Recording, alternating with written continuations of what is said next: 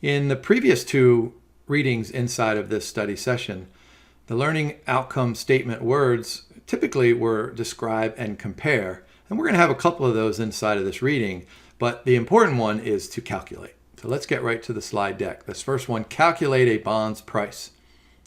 This is what you guys should remember from previous readings, that the price of any financial security, whether it's a bond or a share of stock or a swap contract or an option, is the present value of the expected cash flows from that particular security. So in this case, we're trying to price a bond. What do the bondholders get out of owning a bond? Well, they get an explicit promise from the issuer, whether it's a corporation or a government. They get an explicit promise that sounds something like this. I, the borrower, promise to pay you regular interest payments. And by the way, we're going to call those coupon payments inside of a bond. I promise to pay regular coupons to you, plus I promise to pay you a principal or a maturity amount at the end of the life of the bond. And so the price of a bond, the price of any bond, is going to be the present value of that explicit promise. The present value of the interest payments plus the present value of the principal payment. Now the reading talks about an option-free bond, and that's important. An option-free bond is one that does not have an embedded option inside of the prospectus. In other words, that the explicit promise of interest and principal is explicit. There are no contingencies. And we'll talk at length about bonds that have embedded options during some other reading, and particularly in level 2. So notice what the bullet points describe. Present value of the future cash flows discounted at a market discount rate. So we need some estimate of that market discount rate. We're going to call that the yield to maturity on the bond. I want you to think of the yield to maturity on the bond in the following way. Of course, it's the market rate of interest. It's the current borrowing rate that the borrower has to pay. It's oftentimes known as the required return on the bond, but mathematically, it's also an internal rate of return. So all those mathematical principles that we talked about in one of those early readings apply to the yield to maturity on the bond. Let's take a look at a quick example. Suppose we have a 5-year bond with an annual coupon rate of 5%. All right, so that coupon rate, that's the stated amount of interest on the bond. In order to get the coupon payment, what we're going to do is take that 5% and multiply it by the par value of the bond. And to save space, the convention is just to use $100 in par value. So we take 5% of that $100. So the explicit promise is, I promise, as the borrower, to pay you $5 on every $100 bond that you own every year for the next 5 years. And then at maturity, when the bond matures, I will pay you that $100 back. So look at the timeline there. In year 1 and 2 and 3 and 4 and 5, you have that $5 coupon payment. And then at the end of year 5, you have to add in that principal payment as well. Now, if the yield to maturity or the required rate of return on the bond is 6%, we have to discount those future cash flows at that relevant and appropriate market discount rate. And so what I've done for you under the timeline is show you the long way to do it. So really all we're going to do is take 1 plus the yield to maturity. Remember, we called that the time value factor. And we're going to raise it to the 1 and the 2 and the 3 and the 4 and the 5 all the way out to the end of the bond. And we'll compute those individual present values and then sum them to get 95.79. But of course, you're not going to take all of this time to discount each of those future cash flows. You're going to get out the financial calculator. And whether you have the BA2 Plus or the 12C, what you're going to do is enter it just like this. So 5 is N, 6 is the interest rate, 5 is the PMT. Remember, there is no ANN button on the financial calculator, which would be the annuity, because look, that $5, that's a regular old ordinary annuity. There is no ANN button, but it is the PMT button, could be the ANN button. and then 100 is future value. Now remember, you guys who have the BA2 plus, you have to hit the compute present value. Those of you who have the 12C, just hit the present value button and you'll get that same 95.79. And so clearly, I mean, do we want to have a race? How about half of you guys do it this way, the other half do it this way, and I promise you the half that are using the financial calculator get it decades before.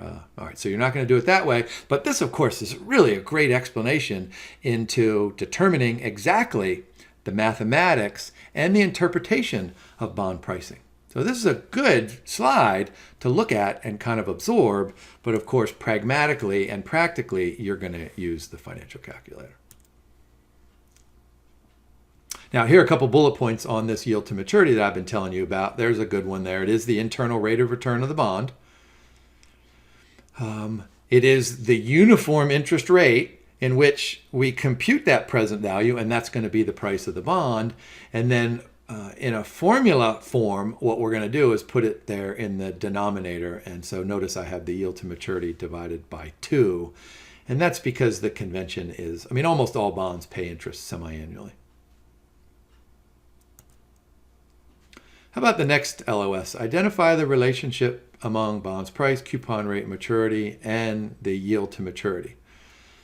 All right, so here's the starting point. What do corporations and businesses try to do when they issue a bond? Well, what they try to do is match the coupon rate with the yield to maturity on the bond. And if those two things match, then the bond can be issued at par value, like $100 or $1,000. And that's the goal. But remember that it doesn't happen like this. Governments and businesses, they have to register with the SEC, so there's a time lag. And so the bond price, when it is issued, is probably not going to be exactly at par value. But remember, the borrowers try to set that coupon rate so that the bond price does trade initially at par value, but that hardly ever happens. All right, so then what do we know?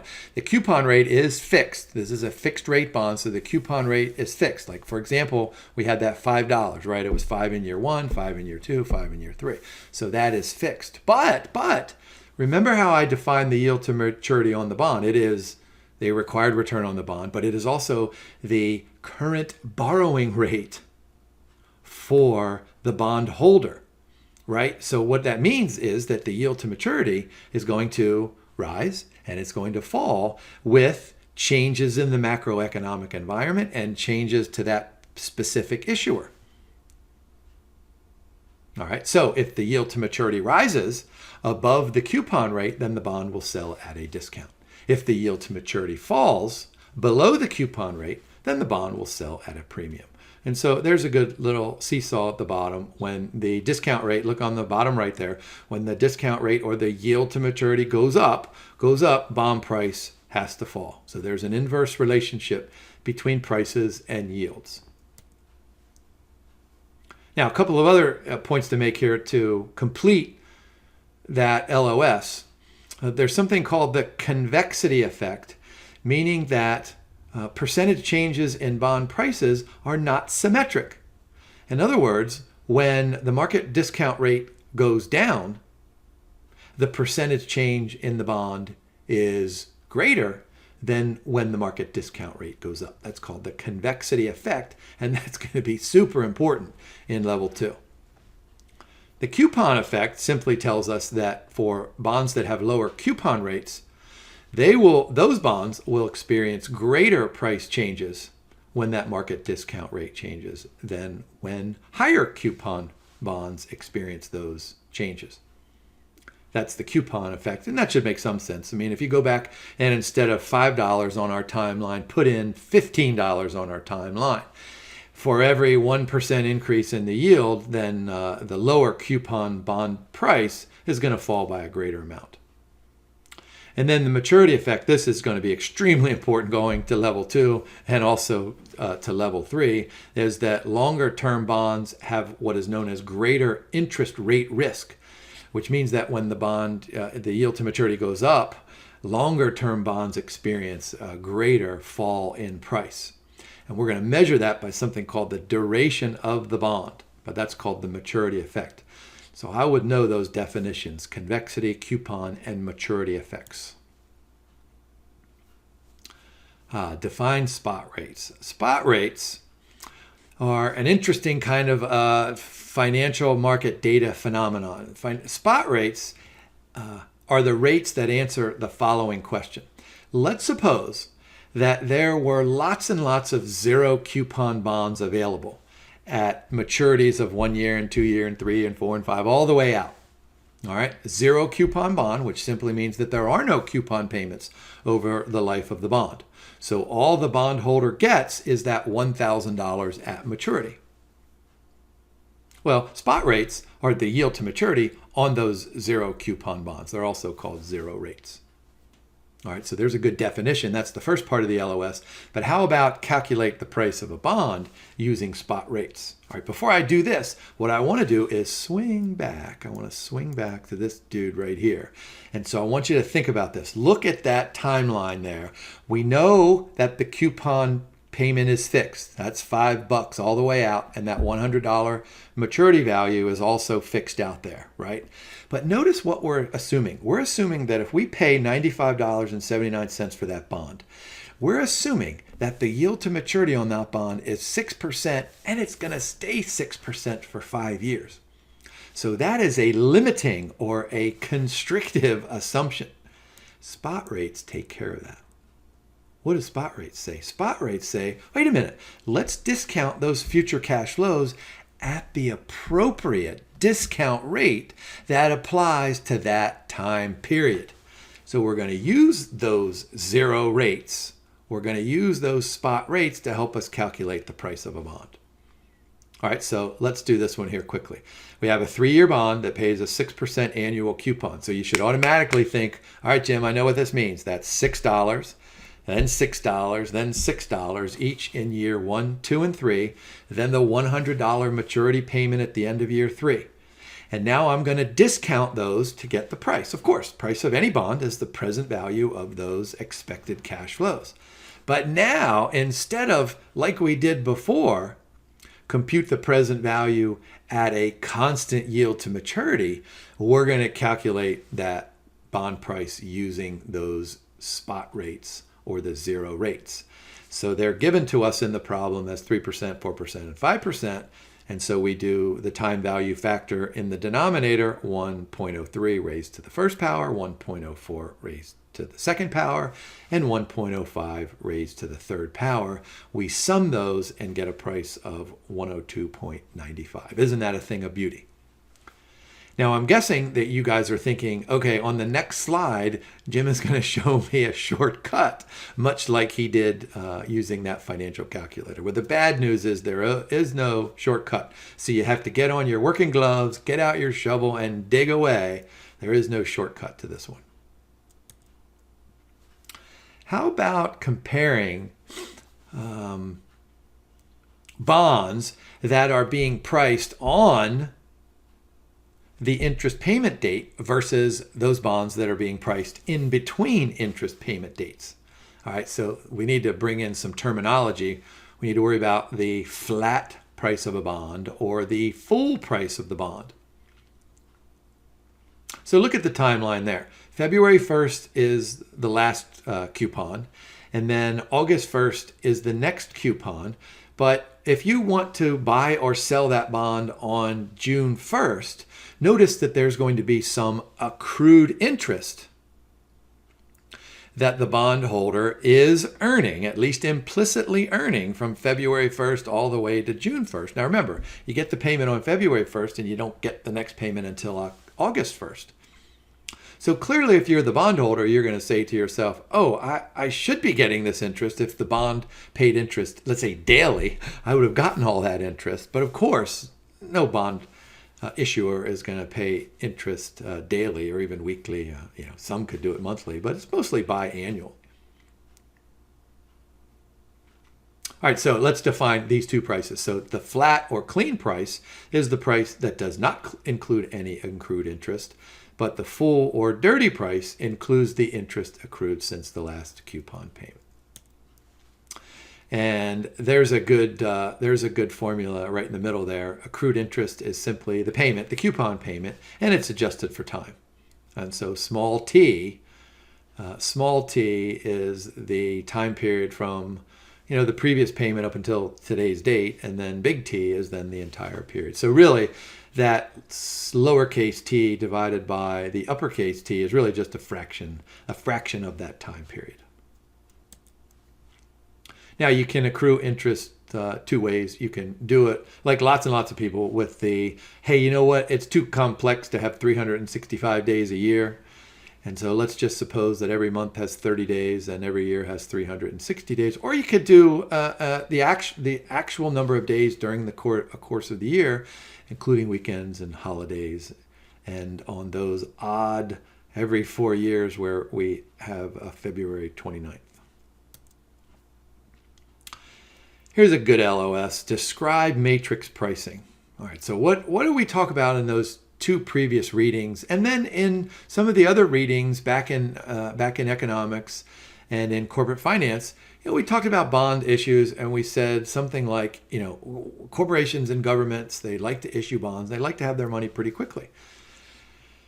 Well, remember what I said to you, that the liquidity that's provided by the primary and the secondary markets really supports all of this lending of capital.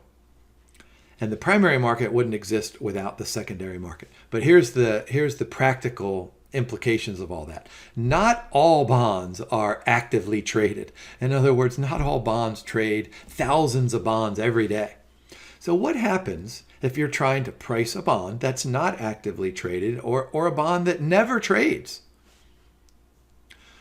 Well, of course, this is how we solve lots and lots of problems in business, but of course we solve lots of problems in the financial services industry by just looking around and saying, okay, here are the characteristics of my bond. Let me find a bond that looks an awful lot like my bonds. And so we're going to look at some comparable bonds.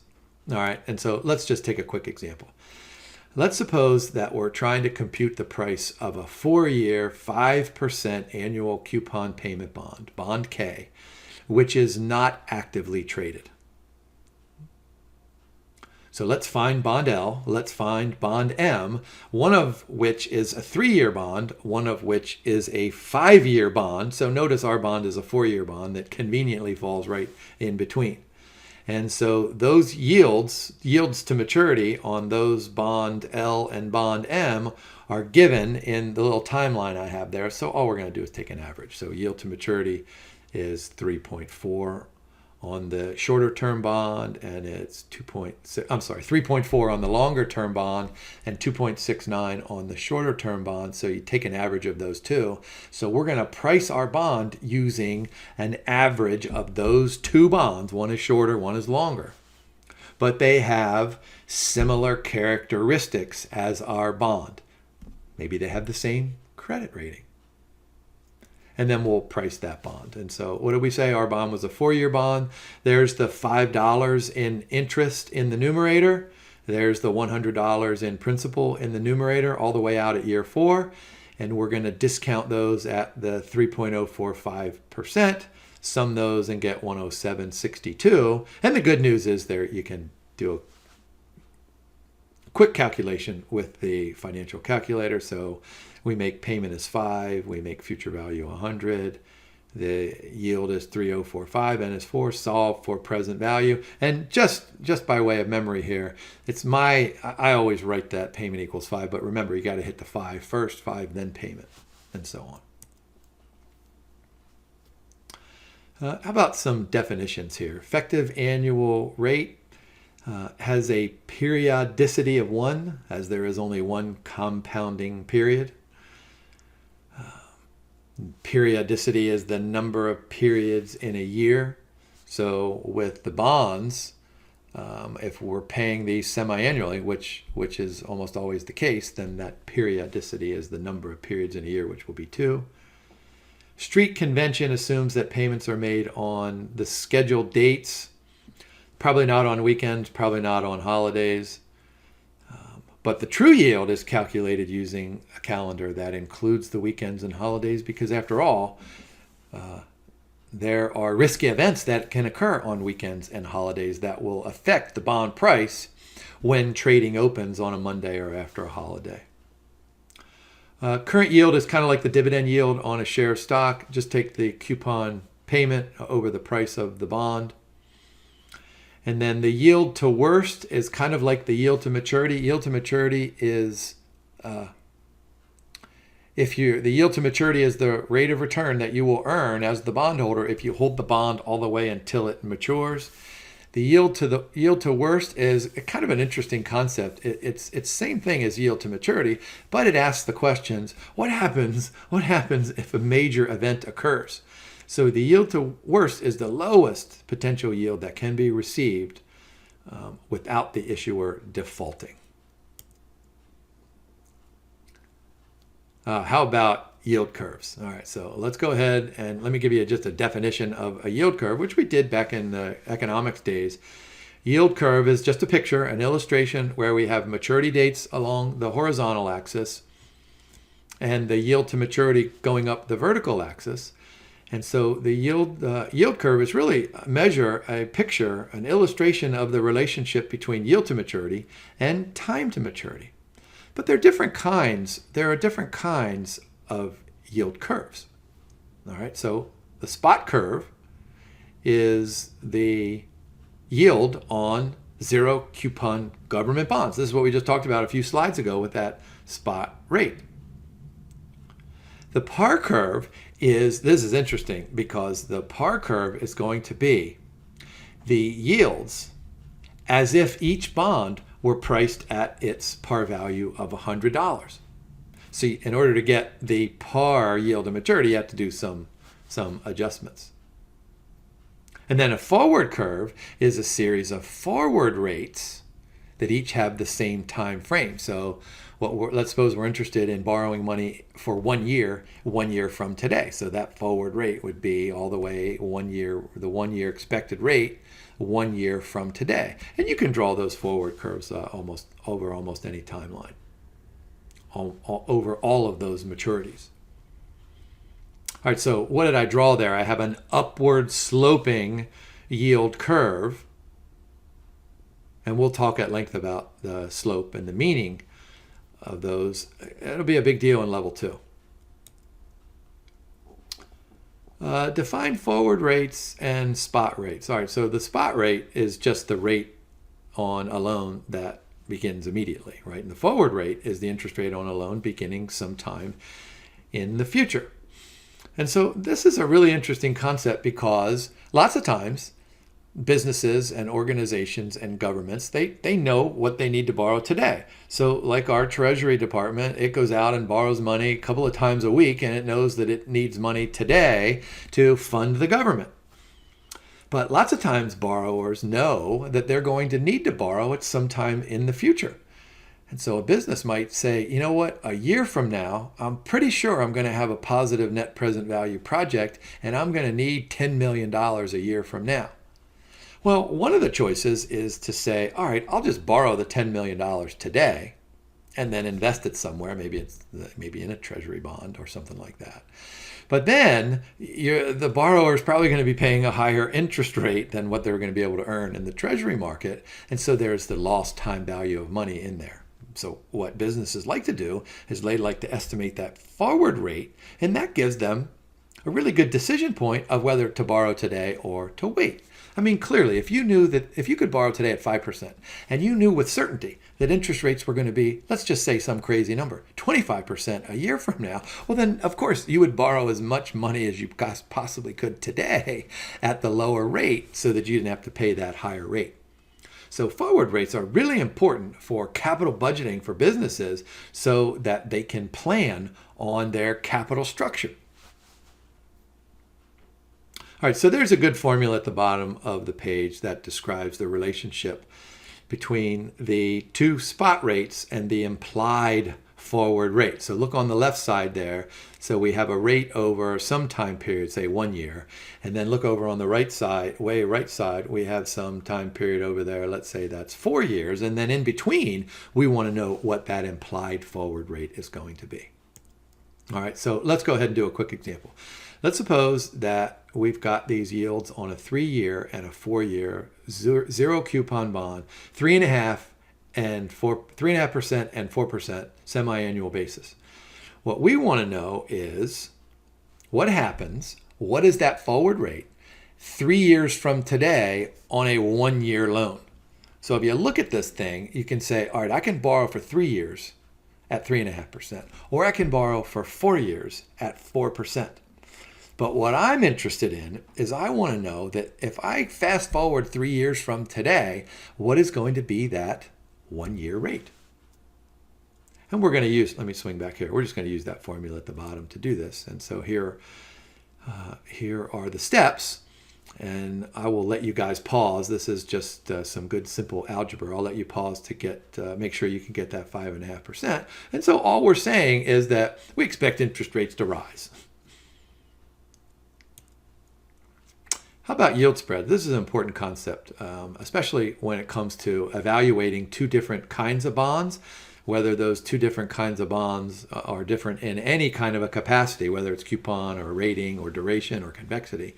What we want to know is what the difference between the two yields is. All right, so a yield spread is the difference between any two bond issues.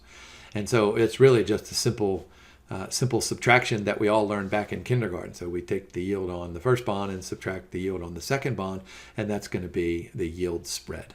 The yield spread is almost always reported in basis points. And when the second bond is a benchmark bond, then the yield spread is sometimes referred to as the absolute yield spread. And this is important for corporations to know. If the government is borrowing at 5% and the corporation is borrowing at 8% over the same time period, let's say, well, then those are 300 basis points. That's going to reflect the credit rating or the credit quality of that particular bond. Now, what causes the spread? And so in the top box, I have the spread, and that's just this one here, the difference between two bonds.